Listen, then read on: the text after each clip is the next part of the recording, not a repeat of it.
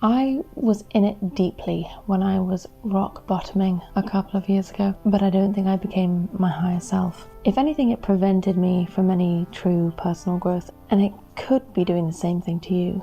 I'm going to say some things that I wish I heard when I was at my lowest, but I don't want this to be a debunking of the whole manifestation culture.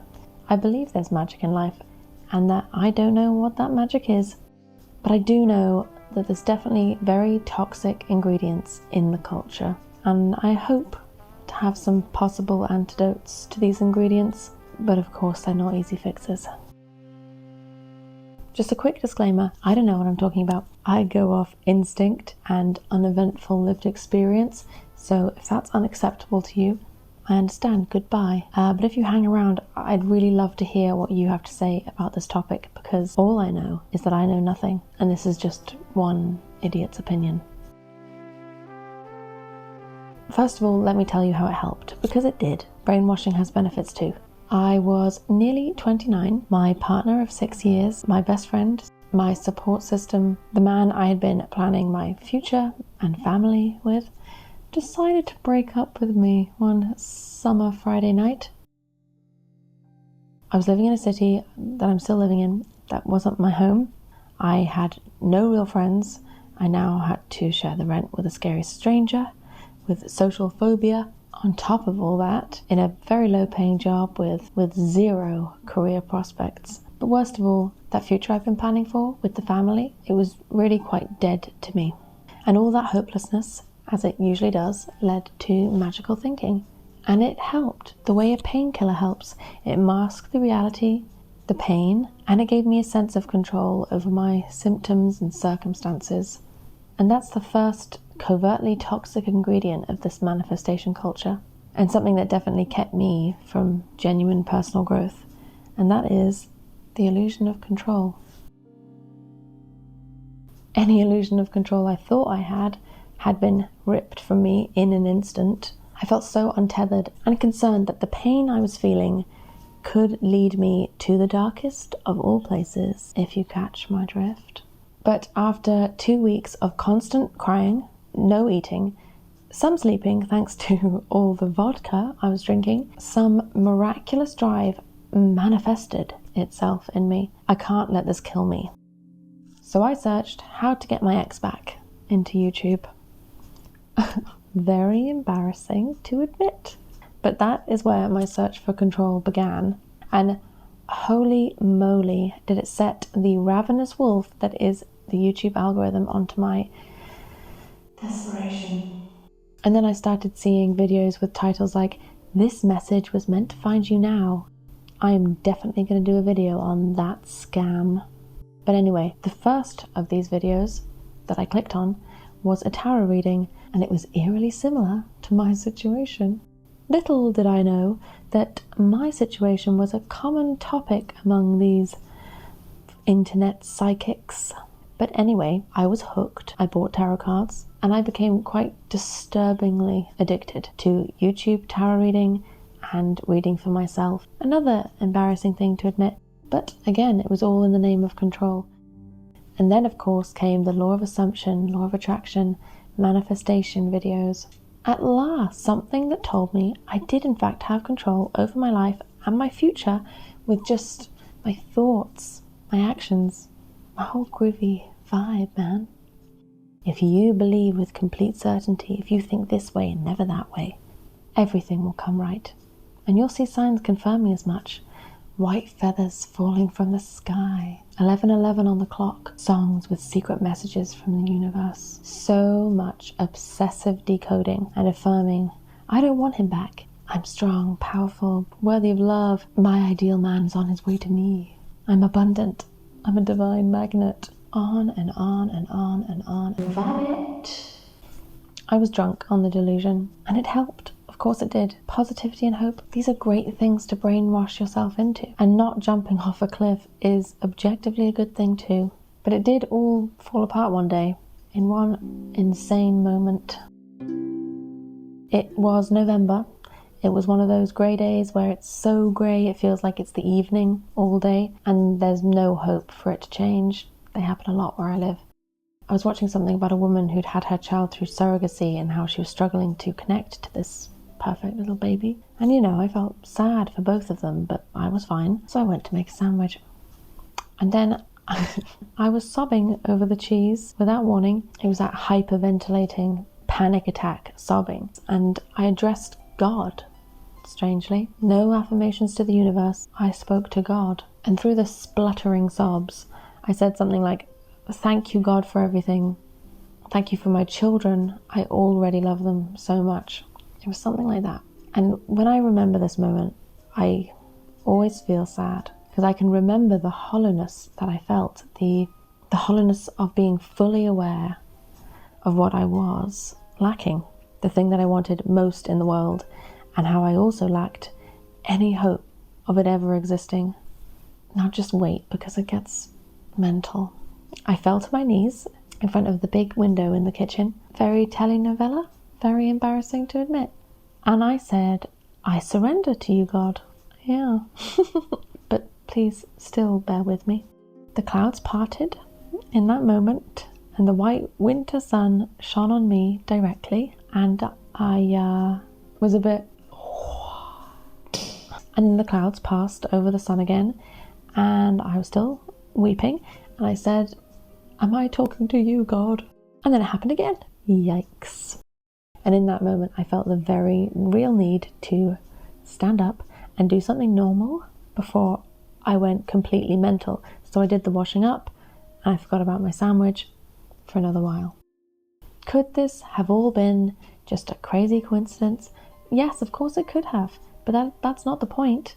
It's about what it taught me, that I can't control God or the movements of clouds. Who do I think I am? It doesn't all depend on me. What a relief. Thank God. And also that no matter how strong the painkiller was, it had a temporary lifespan, and eventually the root of the pain would rot beyond any painkiller's strength. I should just say here that obviously I was dealing with some deep circumstantial pain, but it was also linked to deep core beliefs of low self-worth. So if you're not dealing with deep core belief pain, maybe manifestation culture isn't that toxic. But also maybe it is. Let's just wait and see. This might be a fun fact. My daughter was born almost exactly a year after that crazy kitchen moment, because the man came back realizing he was a bit of a dingus. But anyway, it was that moment on the kitchen floor that the cogs of realization started to go. That the control was a lie. I was living in deceit and dishonesty, which, are just two things I have no respect for.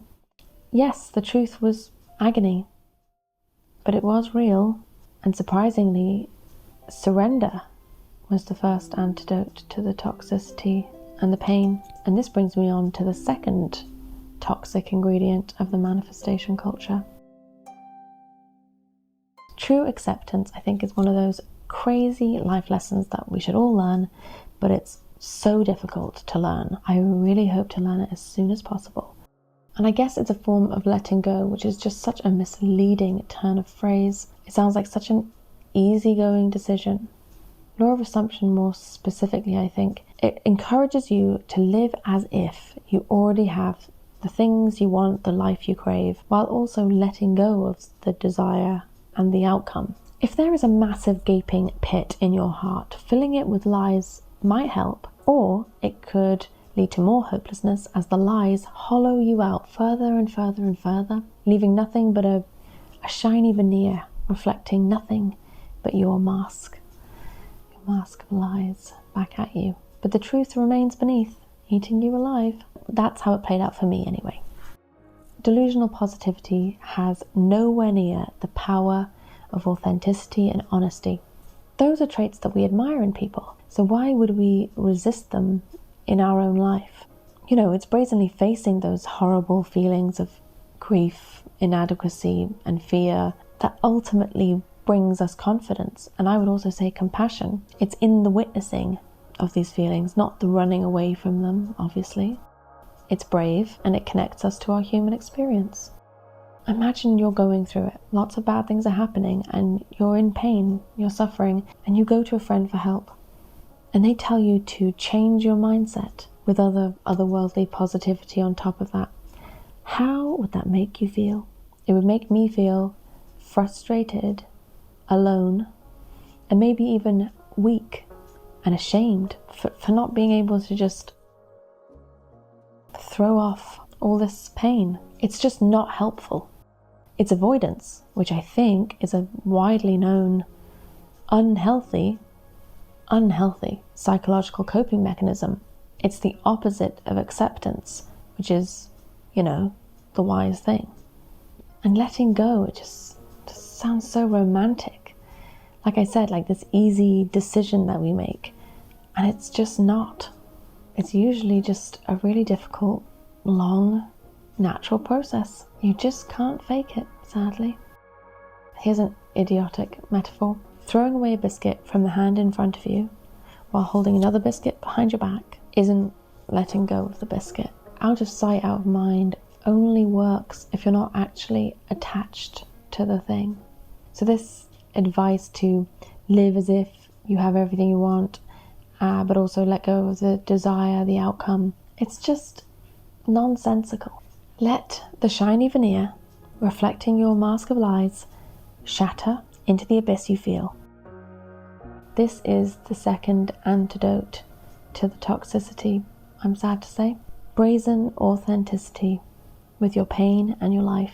It'll get better quicker that way, I promise. And that reflective veneer, well, that's the third toxic ingredient. Being self-obsessed is, obviously a bad trait, so I'm just going to start there. It seems to me that this manifestation culture is all about you. It's about things, people, opportunities coming to you. It's about what you want, what you think you deserve. It's about how brilliant and special you are and how you can bend the universe to your will. But I say, if something bad happens, it's not because you thought negatively or you lived in reality for half an hour. And if something good happens to you, it's probably because you took a good action or made a good choice towards something good. Or just, pure chance. At the risk of sounding like my mother, the universe doesn't revolve around you. When I had my daughter, my auntie said something about when she had her firstborn. She said it was such a relief to not have to be such a narcissist anymore. And I completely related to that. And I guess it's a similar thing that people feel when they believe in God, that you're not the center of everything and that there's something a lot less flawed to revolve around. I think I felt something, close to that when I was surrendering to the sky that mental day. I was human again. I wasn't divine, I wasn't all-powerful. I was just a person experiencing a painful human experience. Such a strange relief. Like I've said, being so self-important is objectively a bad trait. So how is all this self-focus that I see in manifestation culture healthy? Well, it's my idiot opinion that it isn't. It's toxic, and so is the obsession with material desire. Like we've said, manifestation culture recommends that you let go of your desire, you let go of the outcome, and that's great, because it is all about the journey, and rarely these outcomes truly fulfill us. So yeah, that's all well and good. If it wasn't all still within the remit of manifestation culture, which is all about your desire. It's basically all about desire. Again, not to sound stupid, but you can't learn the lesson of acceptance when you're avoiding it by pretending you don't desire something, by actively choosing not to desire something in the deeper knowledge that you deeply desire it. That's nonsense. Imagine you're going about earning your first million through manifestation culture. That's great. Positivity, hope, self-belief, these things are genuinely helpful in moving towards our goals. But then bad things happen. You suddenly feel the lack of your desire and the distance from your desired outcome. Then what?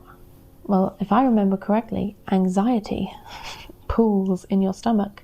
And now maybe you've sabotaged your chances. But also maybe if you weren't so bloody superstitious or so deceptively nonchalant and secretly obsessed by your desire at the same time, you wouldn't be so anxious. Manifestation culture, I think, falls under the very vague umbrella of New Age spiritualism, and many people under that umbrella revere Buddhism, and that's great. Buddhism is a wonderful life philosophy, but there are two pretty important pillars of Buddhism, one of which is acceptance, and the other is the relinquishing of desire. It is badly placed desire that feeds our anxiety, our struggles, and our upsets. And of course, desiring a better life is not a sin. It's vital, but it doesn't need to be so complicated. What I'm trying to say is that all this self-obsession, the reflective veneer over our self-inflicted lies, and all the focus and the denial of that focus on our material desire, they're just unwise ways of living, aren't they? And will prevent us from enlightenment, according to the Buddhists. And it's also just an exhausting way of living. And I think they detach us from our humanity. So yeah, they will definitely keep us from the personal growth that we need. Forget about what we want for a second. So I suppose the antidote to this is work hard with determination and positivity, because there's no denying how helpful positivity is. And also, let's just stop taking ourselves so seriously and humble ourselves. I think it's the only way to enjoy the process and to connect with each other deeply. I have to have compassion. So no, the universe doesn't revolve around you, but your life matters. As JFK never said once, ask not what your universe can do for you, but what you can do for your own life. So if you're going through really hard things at the moment, I'm sorry. And if manifestation culture is helping you, I get it. All I'm saying is to just beware of the toxic ingredients that do exist in this culture, the bits that definitely prevent true personal growth. So just to recap all these toxic bits and possible antidotes, manifestation culture can keep you obsessed with control when what you really need is the relief of surrender. It can keep you obsessed with delusion, avoidance, when what you really need is the bravery to be authentic and honest, in the hope that one day you can learn the lesson of acceptance. And it can keep you obsessed with yourself and your material desire, when wisdom and peace and maybe even enlightenment are found in humility and simplicity. I wish you the best. I believe that we can make amazing things happen in our lives, in this limitless universe. And I also know that life can be really difficult, filled with grief and fear, and we can either make it deceptively easier or genuinely better. If you're still here, that's insane. Thank you for watching. I do want to hear your opinions, your instincts on this topic, because this is just one idiot's opinion, and that's boring. Anyway, why haven't you subscribed? Love and peace and bye.